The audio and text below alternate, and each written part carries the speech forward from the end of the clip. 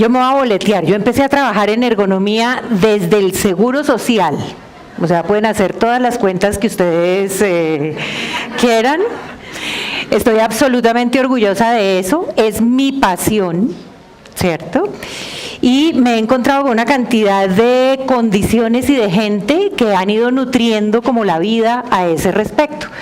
Entonces, cuando en la ARL me dijeron que les hablara un poquito de esto, y hablando con Juan Carlos, realmente nos dimos a la tarea y dijimos, listo, ¿qué vamos a hacer? Vamos a hablar de los avances, de la ergonomía intuitiva, del asiento que tiene el autoajuste del apoyo lumbar, y decidimos que tal vez no, que tal vez lo mejor era decir cómo hemos logrado acomodar las cosas que yo creo que todos sabemos, lo mismo de siempre, orientado hacia el sistema de gestión de salud y seguridad en el trabajo, y de pronto a través de mostrarles algunas experiencias que hemos tenido nosotros, cómo se implementa todo eso de una forma moderna, pero de una forma con algo muy importante que dijeron los expositores anteriores, fundamentado en el conocimiento y en la práctica profesional, ¿cierto? Nada de consulta por Google,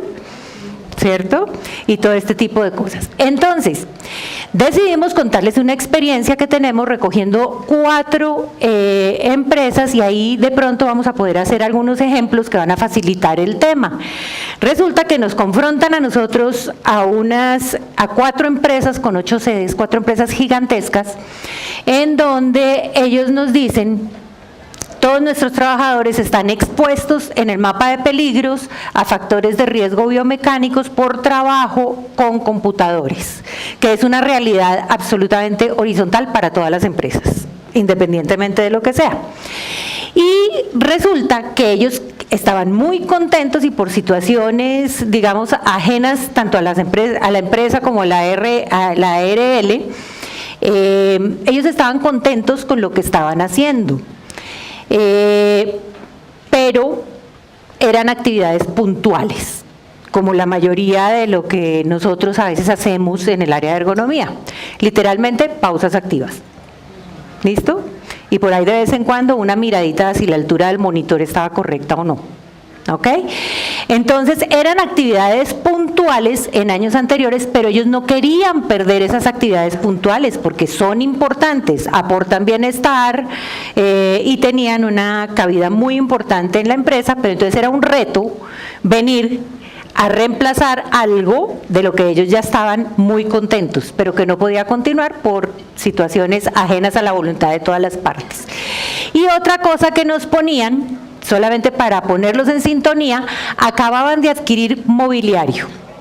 Entonces creo que muchos de ustedes a veces se han enfrentado a eso. Por nada del mundo se le ocurra decir que la silla no es la correcta, ¿sí? No se le ocurra decirlo porque ya cambiamos el mobiliario, acabadito, entonces la inversión ya está hecha. Ante esos retos nos invitan a montar unos programas de prevención de enfermedad osteomuscular fundamentados en legislación, en conocimiento, ¿cierto? Y con esos parámetros obviamente orientados hacia una vigilancia y a soportar ese sistema de gestión de riesgos laborales. Entonces, ¿qué pasa? Nos devolvemos a unos fundamentos conceptuales que les quiero tocar de forma general, sobre todo enfatizando que factor de riesgo biomecánico y las enfermedades osteomusculares son más complejas a veces de lo que nosotros pensamos, y que si nosotros no conocemos el fundamento de lo que es la enfermedad, me uno a lo que dice la doctora Angélica, ¿cierto? Si yo no sé cómo funciona la enfermedad, no voy a saber cómo prevenirlo, ni voy a saber cómo intervenirla, ¿cierto? Entonces, quiero aquí hacerles algunas claridades de algunos conceptos técnicos que son fundamentales. Un encargo que me hace Juan Carlos también, dejemos algo práctico, que a las personas les quede algo aquí y que digan yo puedo montar eso en mi empresa, ¿listo? Entonces, esos fundamentos conceptuales, entonces voy a empezar por decirles, no, ármeme el programa de ergonomía. Tenemos que tener muy claro que nosotros no vamos a aplicar programas de lo que ergonomía es exactamente. Nosotros queremos utilizar conocimientos de la ergonomía, pero nosotros lo que vamos a aplicar es salud ocupacional. existiendo unas grandes diferencias entre las dos.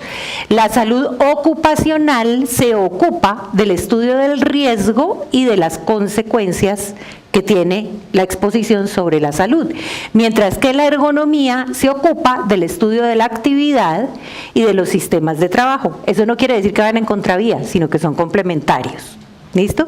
¿Por qué quiero decir yo con esto? Porque estamos metidos en unos líos bastante grandes, sobre todo a nivel ministerio y en las asesorías de ministerio y todo el cuento. ¿Cuál es el perfil que tiene que tener la persona para hacer un análisis de puesto de trabajo? ¿Cuál es el perfil? Y nos estamos llenando de perfiles, ¿sí? Y a veces cuando yo estoy montando un programa de ejercicio, yo sé que aquí debe haber muchas fisios, con todo respeto, a veces prefiero que sea una fisio recién salida, sin especialización, porque todavía no se le ha olvidado la clínica. No sé si me explico. ¿Sí? Entonces, a veces nos tratamos de especializar tanto que estamos desconociendo los saberes de otras personas. ¿Listo? Entonces, ¿por qué digo esto? Porque la idea es, enfatizando nuevamente en la multidisciplinariedad, no, aquí está, el mío. Enfatizando en la multidisciplinariedad de la cual ya hemos trabajado, ¿qué es lo que queremos nosotros? Promover algo que dijeron nuestros interlocutores anteriores, promover y proteger la salud. Y eso es de salud ocupacional, no es potestativo del ergónomo la salud osteomuscular, ¿cierto? El salud ocupacional propende por la salud. Y necesito hacer reducción de condiciones de riesgo. Hay algunas cosas de la ergonomía que me ayudan muchísimo, es trascender el riesgo.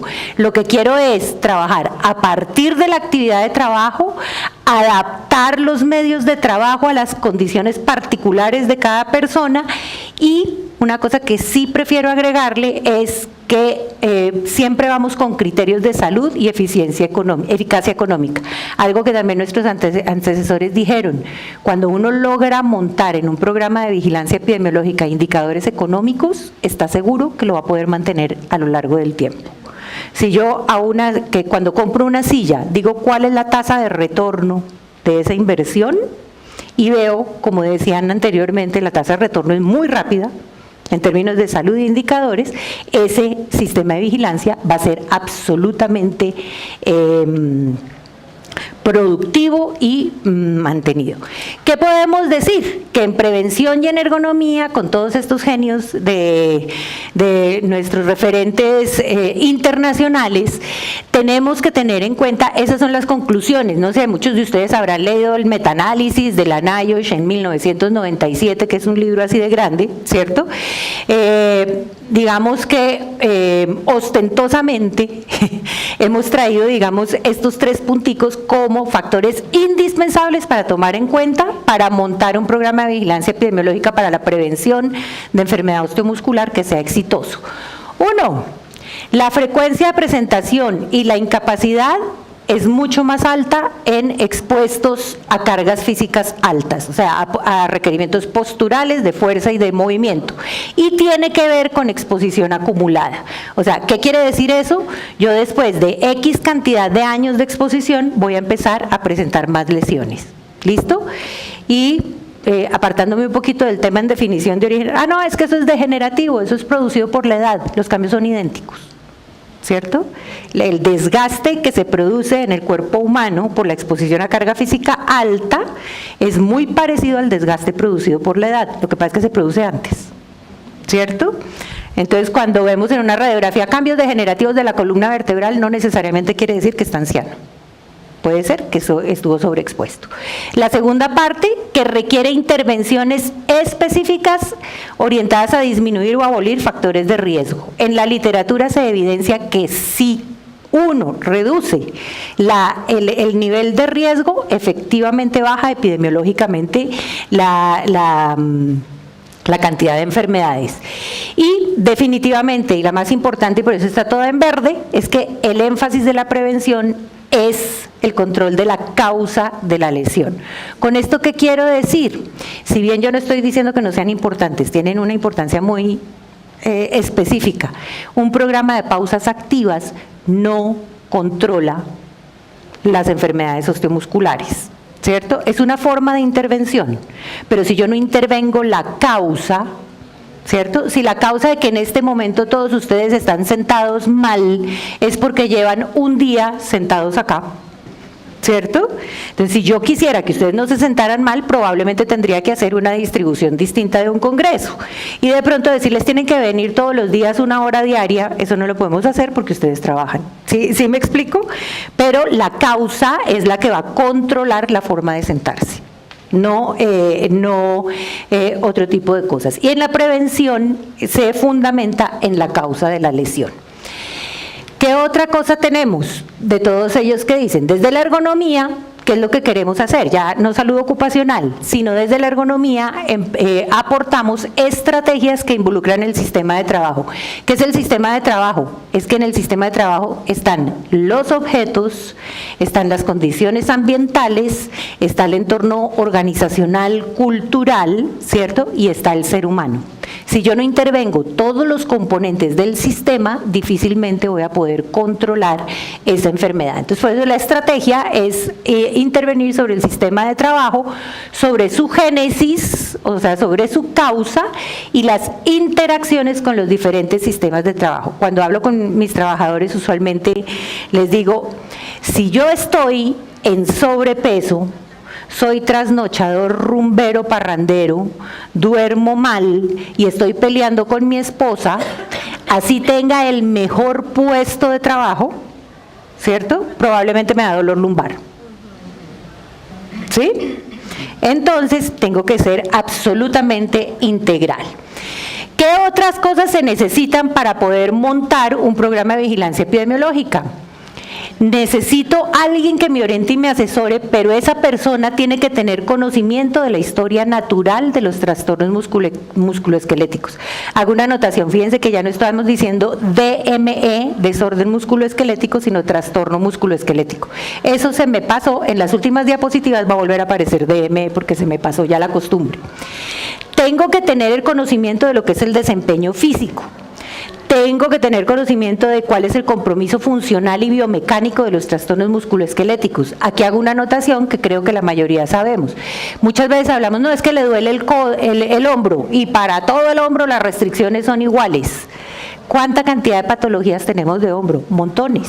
¿Será una bursitis? ¿Será una tendinitis bicipital? ¿Será un síndrome de manguito rotador? ¿Será una artrosis acromioclavicular? ¿Cierto? Hay sin fin de diagnósticos por cada segmento. Entonces necesitamos una persona que los conozca. Se debe conocer el diagnóstico y manejo de esas entidades específicas. No es lo mismo manejar una tendinitis del bíceps que una tendinitis del manguito rotador. Entonces hay que conocerlas.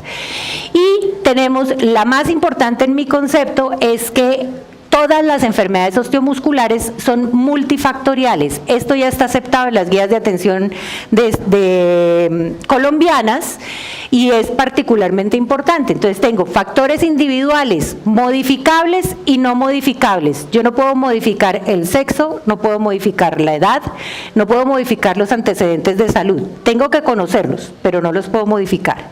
Puedo modificar el peso y el índice de masa corporal. Puedo modificar la condición física, ¿cierto? Entonces, a eso es a lo que vamos. Factores ligados con condiciones de trabajo son requerimientos de postura, fuerza y movimiento. Estos están en verde porque se considera que si no se modifican estos, estamos totalmente equivocados. Pero ojo que la causa de la postura, la mala postura del asiento, puede ser la silla, ¿cierto? O puede ser la organización. Usualmente nosotros tenemos la tendencia a decir es el hábito postural, usualmente no lo es. Ese hábito postural está generado por otras cosas. Factores organizacionales, en este ejemplo, es porque ustedes llevan mucho tiempo sentados, ¿cierto? Es la organización de ese sistema de trabajo. Y los factores relacionados con condiciones ambientales, por ejemplo, si yo tengo una persona expuesta, está produciendo carnes frías, y lo tengo expuesto a un frío intenso, ¿cierto? Es más probable que tenga síndrome de túnel carpiano. Es mucho más fácil que le dé síndrome de túnel carpiano. Entonces, si es una etiología multifactorial, yo tengo que tener abordajes multifactoriales. Entonces, probablemente las pausas activas estén aquí, ¿cierto? Pero si no corrijo todo lo demás y si no diagnostico todo lo demás, no voy a tener éxito. Entonces, eso que nosotros hemos visto hasta el momento, quiero que miren ustedes este cuadrito, ¿qué es lo que quiere decir? Estas son esas características que sabemos que tenemos que tomar en cuenta para construir un programa de vigilancia y de control. Y consecuencias en el diseño del programa, lo que quiero decir aquí es, si somos conscientes de eso, ¿eso qué implica en la construcción de ese programa? ¿Cierto? Si la génesis es multifactorial, ¿qué tiene que tener mi programa? Tiene que ser integral, con intervenciones tanto en condiciones individuales como en el sistema de trabajo, estilos de vida, y otra cosa muy importante, implica laboral y común, ¿cierto?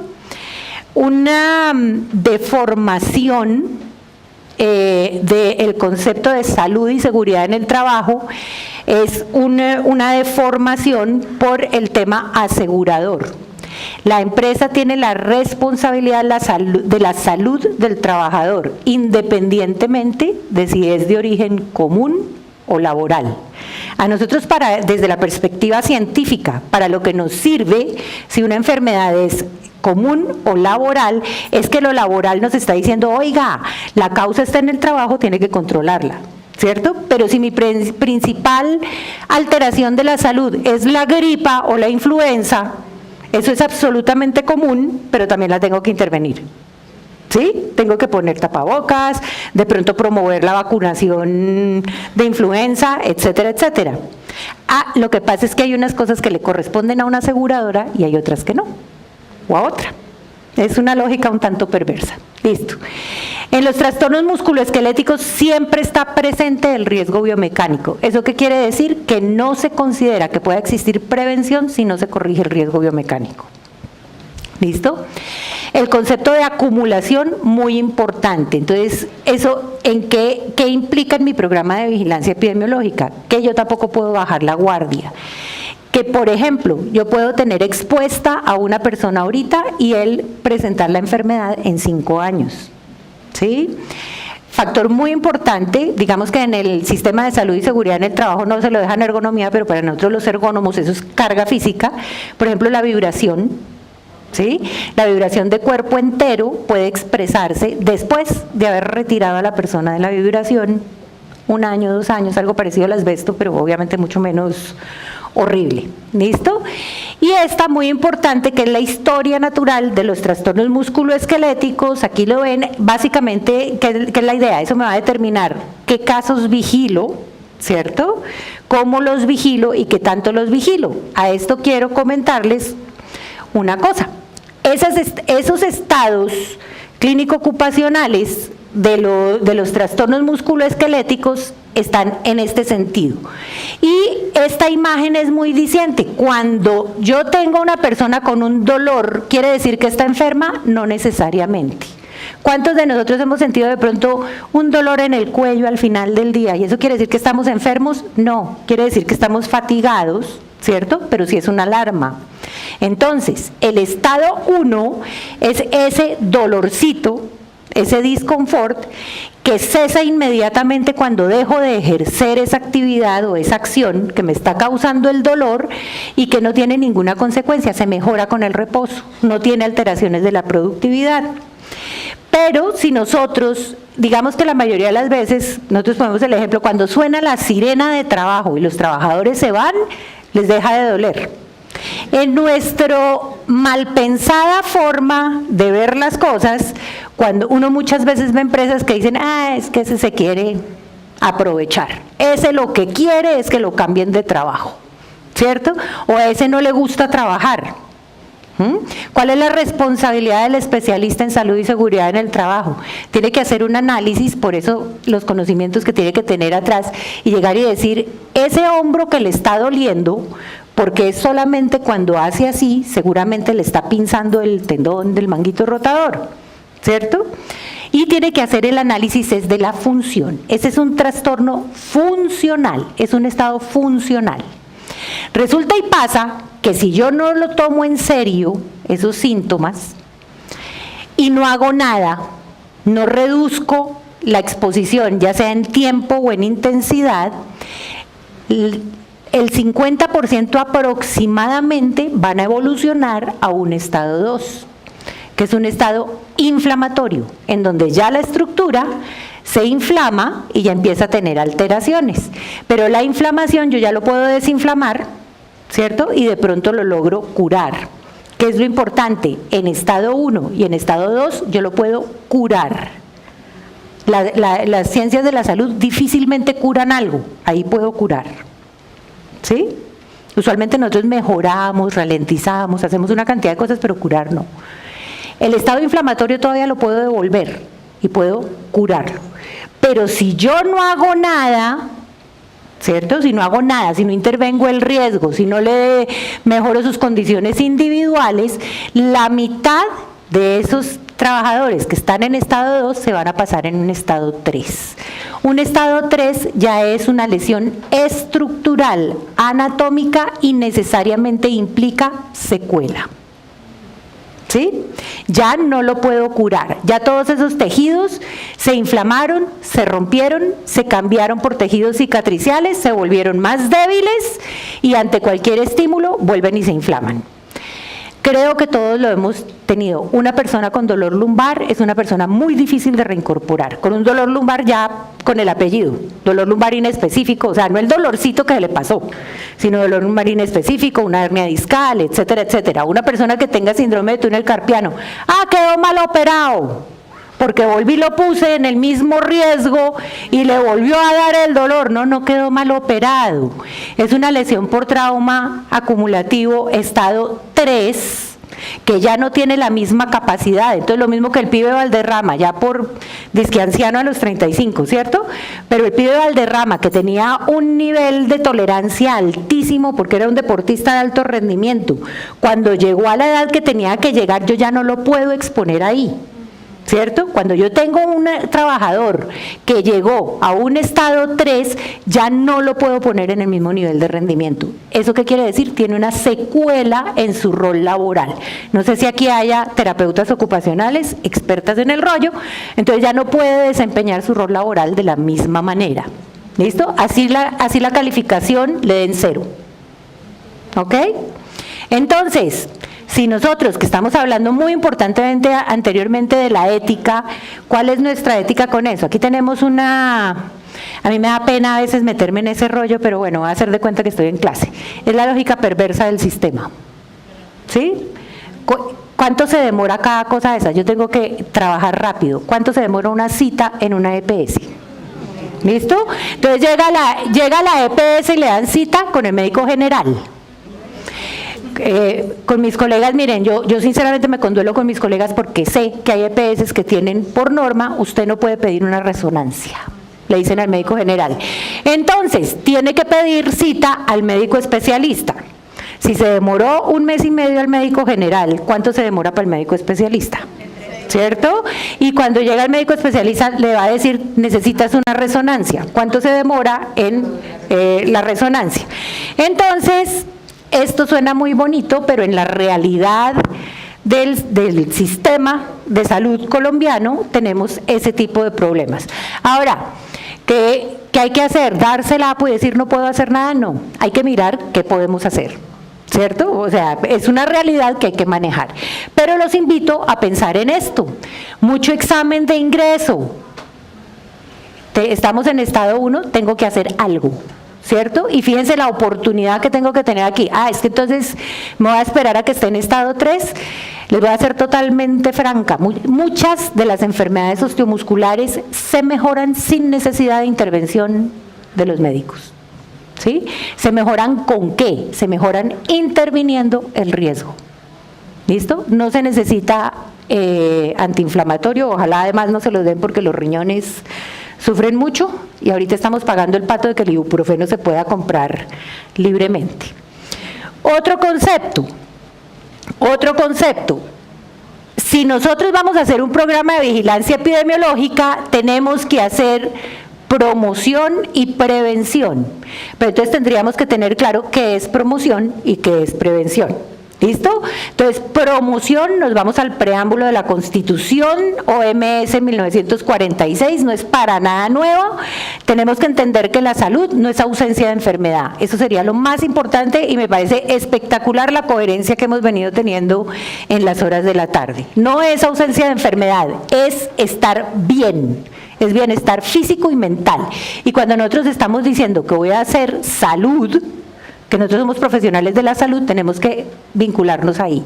Entonces, ahí hago también una vinculación. El ingeniero también puede ser un profesional de la salud. Más aún, es actor indispensable como profesional de la salud.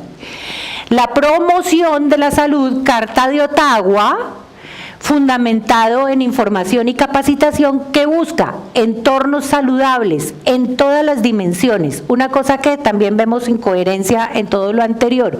Nosotros no podemos pedacear al ser humano. Un poquito el ejemplo. Si yo estoy estresado y duermo mal, probablemente me duele la espalda. ¿Sí? Y resulta que lo primero podría ser derivado del estrés y probablemente no tiene nada que ver con carga física, pero se va a ver expresado. Entonces es importante hablar de todo el tema, que también lo nombraron, de bienestar empresarial. Ahí lo vemos cómo se va concatenando. Y, por ejemplo, un programa de intervención cardiovascular tiene que ver todo con enfermedad osteomuscular. Y algo muy importante, la prevención es una actividad anticipatoria de riesgos. Pero entonces, nuestros programas se fundamentan en acciones de promoción de la salud, la pausa activa, las capacitaciones, importantísimos, la información, algo importantísimo y relevantísimo es que una persona informada va a proteger su salud, ¿cierto? Promover no solamente el autocuidado, sino el cuidado entre las diferentes personas. Yo te cuido, tú me cuidas, ¿cierto? Pero en cuanto a prevención, sí quería hacer un poquito de esta claridad porque a veces no la tenemos. Nosotros en los programas de vigilancia epidemiológica los debemos fundamentar en prevención primaria y secundaria. Pero tenemos que tomar en cuenta estas y vamos a ver que se concatena con muchos programas. Entonces, en nuestra prevención primaria evita la adquisición de la enfermedad. El ejemplo más importante es, por ejemplo, ponerse vacunas. ¿Cierto? Yo evito la influenza, evito el polio poniéndome vacunas. En osteomuscular es que tengo que evitarla, es haciendo control de riesgo, inclusive antes de que alguien se enferme, mapa de peligros.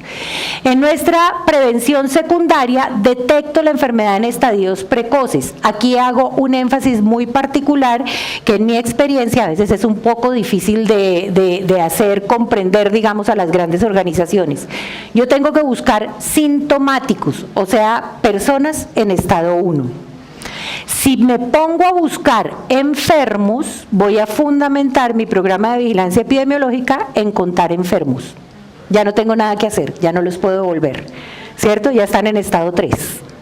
¿Listo? Entonces tengo que buscar esa la persona en osteomuscular sintomática. La terciaria es un tratamiento, es el tratamiento y rehabilitación. ¿Listo? Eso lo que busca es ralentizar y prevenir secuelas. ¿Qué es lo que pasa? Algo que también nombraban en psicología, yo tengo que detectar unas personas y tengo que clasificar los casos. Aquí ya tengo una detección de casos de estudio, no quiere decir de diagnósticos, y aquí es donde empiezo a vincular los programas de rehabilitación y reincorporación laboral con los programas de prevención de enfermedad osteomuscular. ¿Listo? Y eso legalmente le da a uno muchas herramientas, porque ustedes saben que, por ejemplo, la intervención, por ejemplo, a través de ARLs, puede hacerse, por ejemplo, en rehabilitación, ¿cierto? La ARL puede prestar servicios directos de rehabilitación.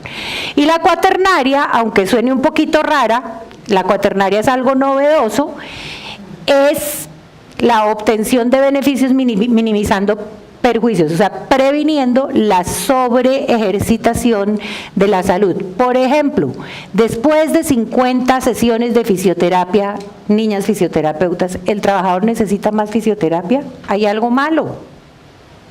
¿Cierto? Algo raro está pasando, ya el tema no es de fisioterapia. O está mal diagnosticado, o la fisioterapia está mal hecha, o le hacen una fisioterapia cada X cantidad de tiempo, o le hacen una fisioterapia maravillosa y él, tuve un trabajador, ¿no? Ay, ¿qué será que no se mejora la tendinitis? Y le teníamos todo divino. El señor hacía joyería. en su casa. ¿Sí? Y uno dándole fisioterapia, pues no funciona, ¿cierto? Y algo muy importante que me va a permitir anotar, radiografías. ¿Será que hacemos radiografía antes de entrar al trabajo? Una radiografía de cada 2.000 indicada por clínica aporta algo, ¿cierto?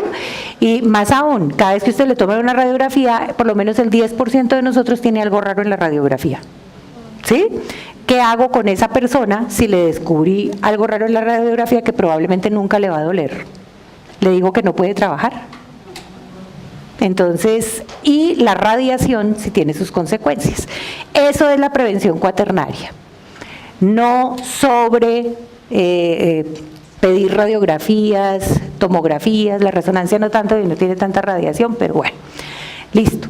Y a partir de eso, entonces, con todos esos elementos también ponemos en consideración lo que se hizo en las guías de atención integral de salud ocupacional en 2006, que básicamente esto no lo vamos a mirar en detenimiento, pero que dice, lo mismo que decíamos en psicosocial, tiene que intervenir el riesgo, son estos ciclos, y tiene que hacer vigilancia del caso, que es este ciclo.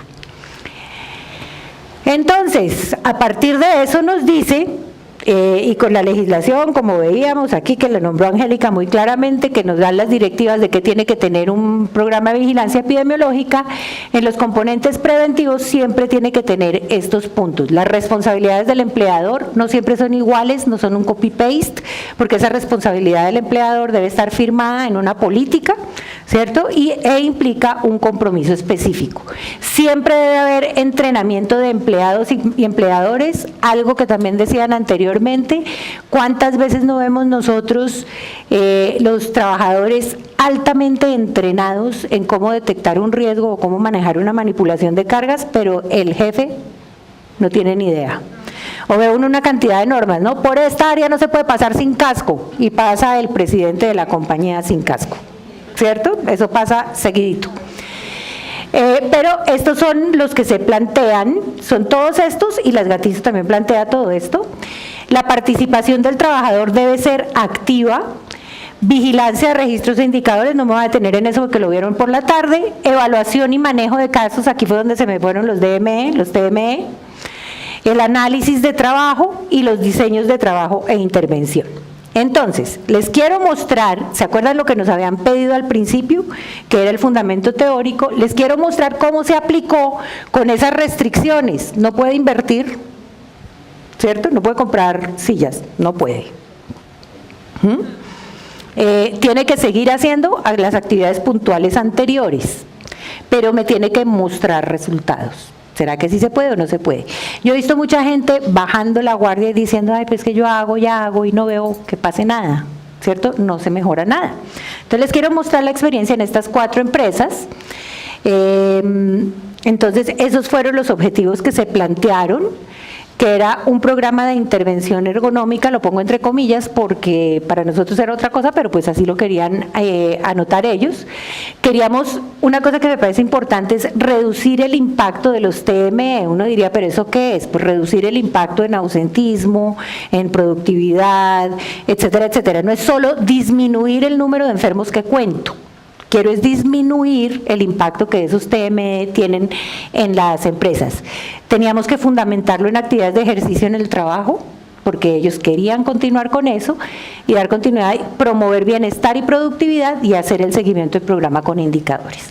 ¿Qué teníamos de antecedente en las empresas? En el mapa de peligros, el 100% estaban expuestos a riesgos biomecánicos, el 100% de la población.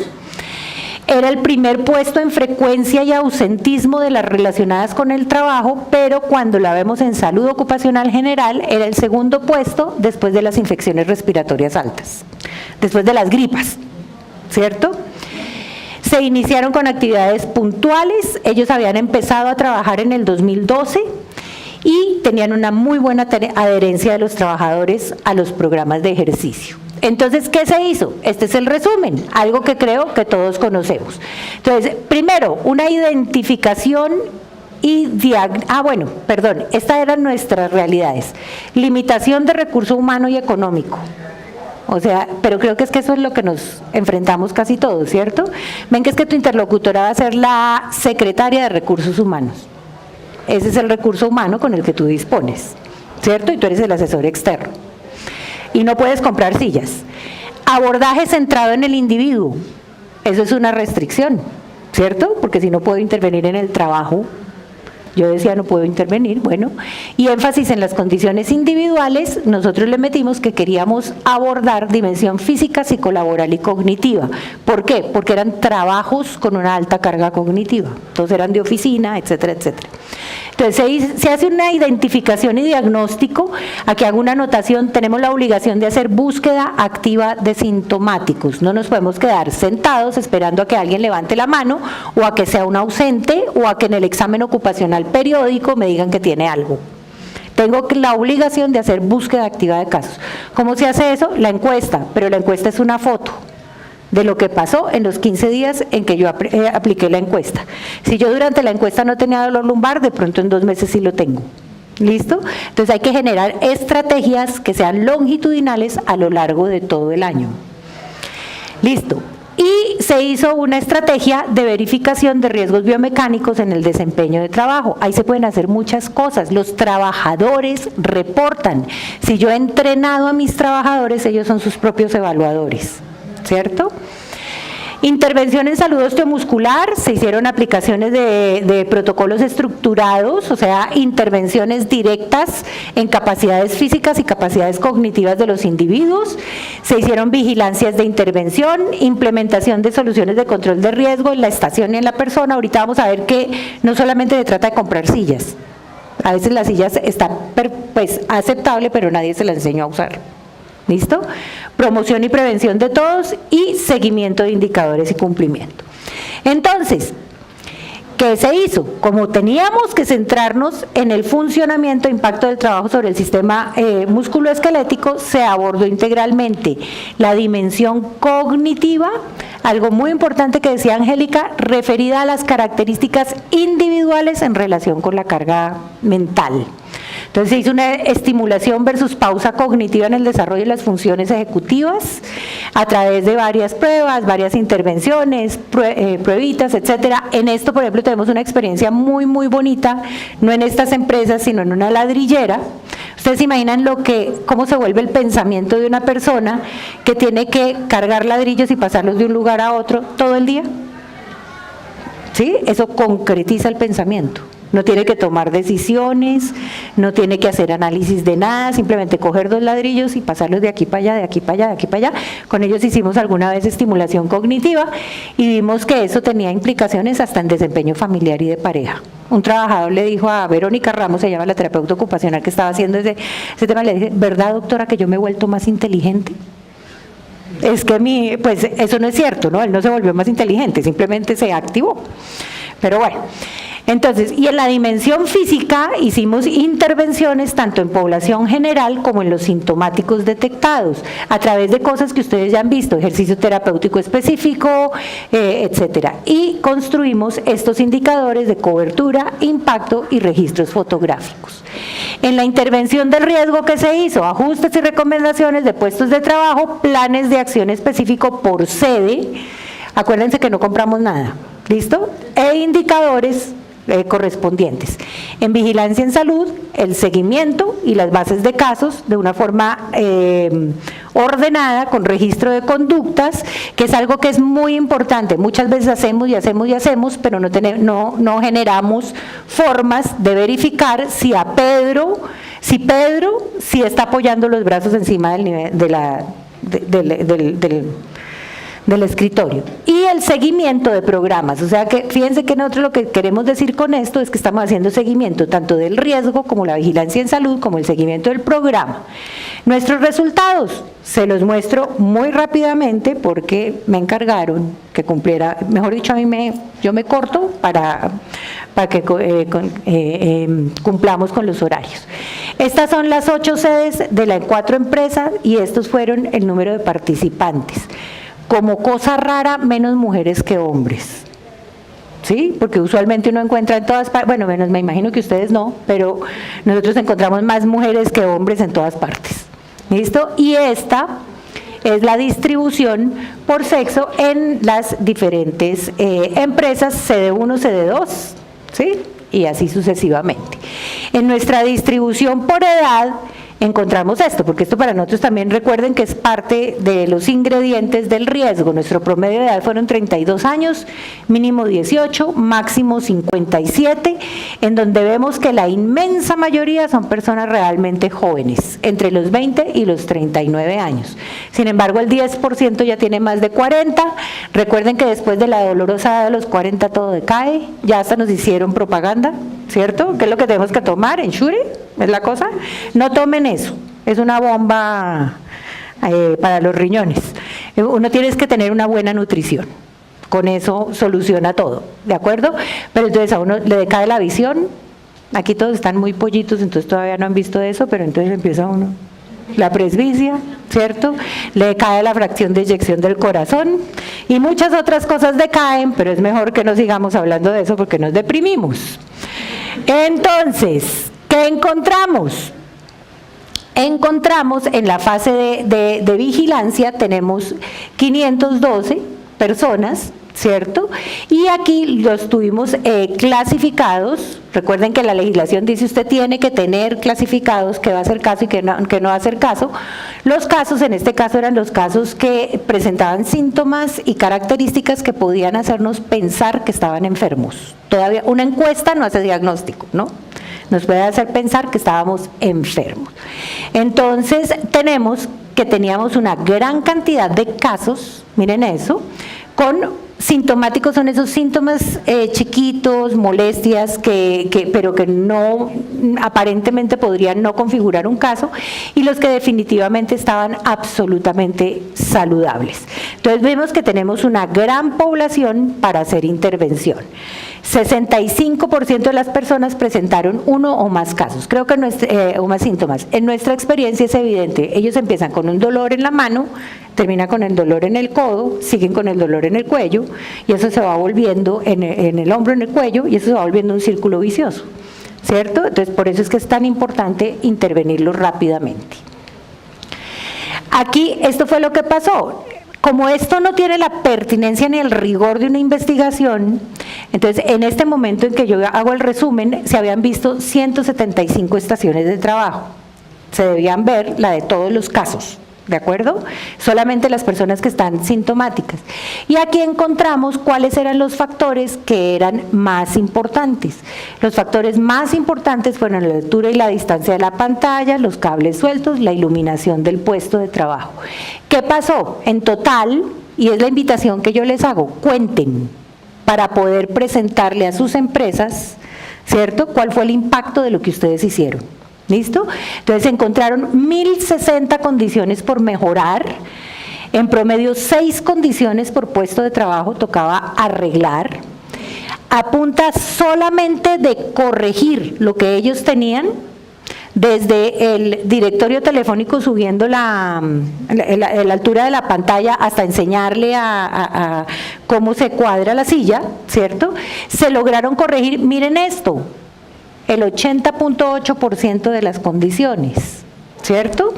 Y nos quedaron 204 condiciones adicionales por corregir, que eran condiciones de dotación. Esa es otra cosa muy importante. Muchas veces dicen, ya llegaron los del programa de ergonomía. Igual gastos, porque ni siquiera nos consideran nada distinto sino gasto, ¿cierto? Pero si uno es racional, seguramente va a lograr muchos éxitos. Entonces, ¿qué pasó?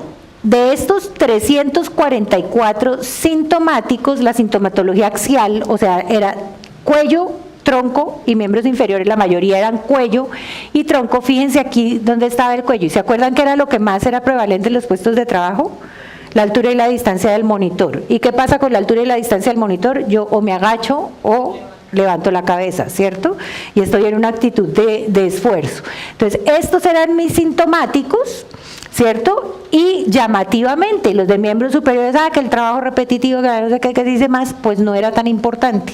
O sea, mi tema era postural, más que de actividad era postural. Se hicieron las valoraciones iniciales muy generales y después, ¿qué dijimos? Listo. Tuvimos una cobertura de los sintomáticos, o sea, de los casos de estudio de 201, eran 78,6 personas y el 87,1% de las estaciones, o sea, tuvimos una cobertura bastante importante.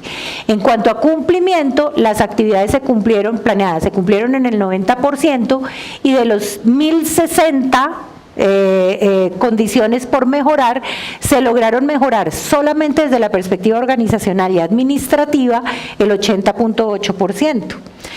Eso sinceramente saben que hoy en día la empresa está las empresas, porque son 4, están entusiasmadas y empezaron a invertir. Ellas ya se les volvió reto corregir el 20% que les queda haciendo falta, ¿cierto? ¿Qué pasó? Miren esto, aquí tengo un error, este no es un año sino 3 años, ellos empezaron en el 2014, esta es 2014, 2015 y 2016. ¿Cuántos seguimientos hicimos? En los 3 años solamente hicimos seguimientos de indicadores 4 veces, pero miren lo que se ve. Estos son los casos prevalentes, o sea, casos nuevos y antiguos, el dolor lumbar que le repite, ¿cierto? Este tipo de cosas, miren cómo cayeron. ¿Listo? Y los casos incidentes, entonces, ¿qué tantos casos nuevos se están presentando en esos 512 trabajadores? Fíjense que muy poquitos, ¿cierto? Y esto llamativamente me permite demostrar cómo un programa estructurado y sistemático es capaz de controlar esto. Variación relativa de la prevalencia, esto es en porcentajes, fíjense que ya estamos en una tendencia negativa, ¿cierto? Y muy negativa. Eso nos permitirá prever que probablemente nunca vamos a llegar a 0, jamás vamos a llegar a 0, pero vamos a igualar las prevalencias e incidencias con población general. Esa es la meta. Y el ausentismo, que eso podría traducirse también a un indicador económico que no lo tenemos montado, pues porque nosotros no tenemos los datos económicos de la empresa, eso le toca calcularlo a la empresa, ¿cierto? Pero miren los indicadores de ausentismo. Este es un indicador de ausentismo de frecuencia, con ello lo estamos manejando simple, son porcentajes, no con la constante que se maneja usualmente, ¿listo? Y estos son los días perdidos. Aquí ya se nos encontraron. ¿Eso qué quiere decir? Que está disminuyendo el número de personas que se ausentan, pero también está disminuyendo la severidad o el número de días de incapacidad que le dan a cada caso, ¿cierto? Con esto, y esto sumándonos a lo que dice la Universidad de Washington, que es muy importante para nosotros en esto, lo que yo quisiera dejarles en el ambiente es que si nosotros hacemos de una forma ordenada y sistemática lo que yo sé que todos sabemos hacer, todo eso está dicho en las guías de atención, tampoco es que haya variado mucho, ¿no? Ustedes buscan metaanálisis en salud osteomuscular laboral y sigue apareciendo en 1997. ¿Sí? Entonces tampoco es que haya habido mucha variación, ha habido mucha variación tecnológica en sillas. Les boto un dato, nosotros nos la hemos pasado quitando portateclados 10 años, ¿cierto? Ahora han aparecido los sistemas articulados de teclado. Estamos cambiando de posición de apoyo a posición en regazo. Solamente se los dejo ahí para que de pronto lo miremos, ¿cierto? Para mí ha sido así porque pues de verdad me la pasé 10 años quitando portateclados, ¿cierto? Ha cambiado la cosa en lo que es ergonomía de oficinas. Y entonces con esto lo que les quiero decir es que la Universidad de Washington hace una recolección de información, una especie de metaanálisis, y dice, si usted monta un programa estructurado, algo así parecido como el que estamos diciendo nosotros, y si le mejora todavía más las condiciones de trabajo, creo que ellos estaban bien porque estaban estrenando puestos, ¿cierto? Logran reducir el número de trastornos musculoesqueléticos en 49,5%. El mayor impacto se va a ver en número de días perdidos y en costos por TME derivados del trabajo, que los logra reducir en más del 50%. Días de trabajo perdidos y costos es lo que más nos impacta. Y las indemnizaciones, o sea, las ARLs directamente, también van a tener una reducción en la inversión en costos si los programas de vigilancia epidemiológica de trastornos musculoesqueléticos son integrales. Entonces, les agradezco muchísimo por su atención.